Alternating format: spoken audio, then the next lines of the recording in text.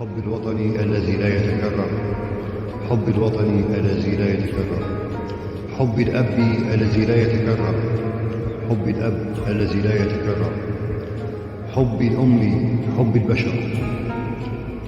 هذه الكلمة السحرية التي تزيب الأحجار القلوب وتنبت الزهور اليانعة في صخور المشاعر الصلبة. إنها الزهور حب الوطن الذي لا يتكرر، حب الوطن الذي لا يتكرر، حب الأب الذي لا يتكرر، حب الأب الذي لا يتكرر، حب الأم، حب البشر. هذه الكلمة السحرية التي تزيب الأحجار القلوب وتنبت الزهور اليانعة في صخور المشاعر الصلبة. إنها الزهور